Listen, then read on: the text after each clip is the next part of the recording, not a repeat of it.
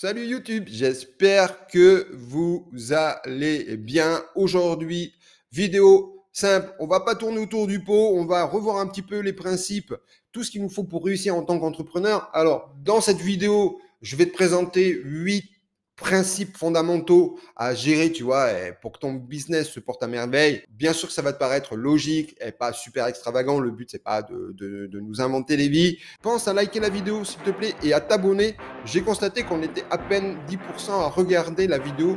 Donc, merci à vous. Merci encore un grand merci à vous de vous abonner.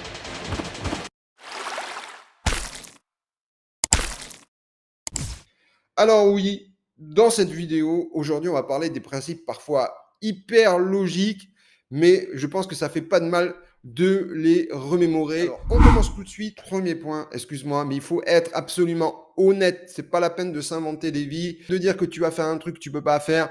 C'est le plus important pour pouvoir avancer avec tes clients et tes collaborateurs. Sois au maximum honnête. Tu vois, c'est impossible de récupérer un client que tu as essayé de gruger. Tu vois, lui raconter que tu vas réaliser un projet pour lui en 3 jours alors qu'en fait tu mets 3 mois. Lui demander qu'il parte pas en vacances parce que tu comprends, on a besoin de toi pour gérer un projet et puis finalement tu mets je sais pas combien de semaines, voire 2 mois pour finir un projet que d'ailleurs tu n'arrives pas à finir.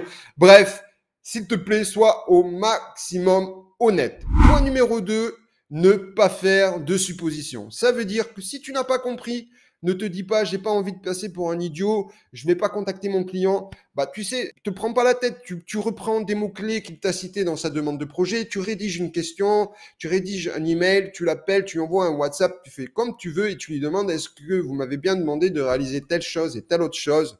Et est-ce que ça correspond bien à vos attentes? C'est pas la peine de vous dire que vous allez faire le projet comme si c'était pour vous. C'est pas vous le donneur d'ordre. C'est pas vous la porteur d'affaires. Bref. Point numéro 3, s'il te plaît, essaye toujours de faire de ton mieux. Il arrive que tu vois, il y a des projets qui deviennent de plus en plus compliqués au fur et à mesure que le temps avance et tu as besoin de te remettre en question. Donc, essaye toujours de faire de ton mieux. Ne te laisse surtout pas abattre. Relève la tête et fais du mieux que tu peux. Tu vois, fais ton possible pour rendre ton travail le plus qualitatif possible. D'abord, c'est un point de satisfaction pour toi. Et en plus, tu verras que le client derrière, il sera ravi d'avoir fait appel à tes services. Et ça sera un bien de qualité pour toi. Point numéro 4, s'il te plaît, et ça, c'est une chose que j'ai souvent rechigné, c'est de garder une vie sociale. Alors, ça, c'est clair que moi, j'étais toujours à fond, 18 heures par jour, 20 heures par jour, 7 jours sur 7. Tu vois, j'avais l'impression qu'il fallait être super disponible pour les clients. Bref, être entrepreneur ne veut pas dire travailler 20 heures sur 24. Tu vois, il faut que tu prennes du temps, il faut que tu prennes des pauses, que tu passes du temps avec ta famille, tes amis, ou juste un bon moment à la salle de sport, ou faire un bon repas, mais profite de la vie, parce que tu sais, on n'a qu'une vie dans cette vie. Point numéro 5, s'il te plaît aussi, quand tu es entrepreneur, maîtrise tes finances. Je sais qu'on a tendance à s'emballer. On vient de recevoir de l'argent, on va acheter une nouvelle voiture en leasing, etc. On veut montrer qu'on réussit dans la vie.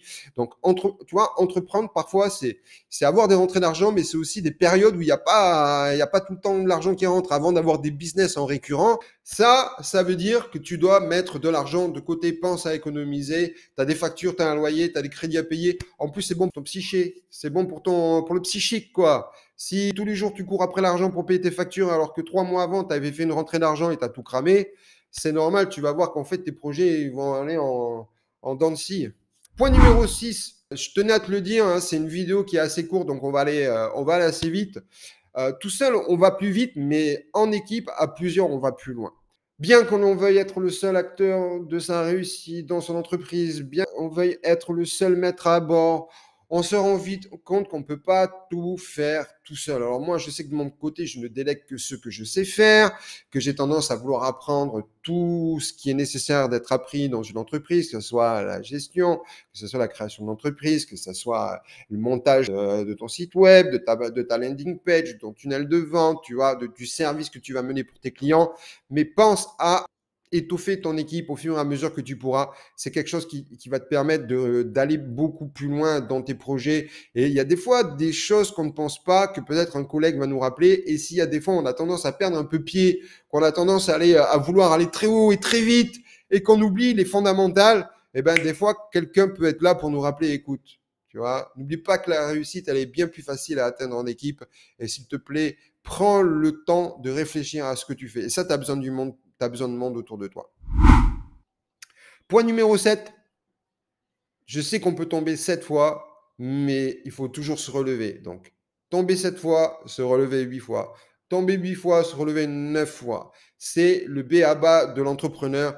Tu rencontreras forcément des moments difficiles et des échecs cuisants. Tu t'imagines que tu es en train de monter une application qui va cartonner, et puis tu penses que les développeurs vont te livrer, et puis tu penses que tu vas être dans une high season, et puis finalement, il y a une crise énergétique. Bon, il y a toujours quelque chose qui vient chambouler un peu les plans, les prévisionnels, et même tu as budgétisé, et puis tu dépasses, t'éclates ton budget. Bref, ce qui différencie, je te le dis, ce qui différencie un entrepreneur à succès d'un entrepreneur qui échoue, c'est la persévérance.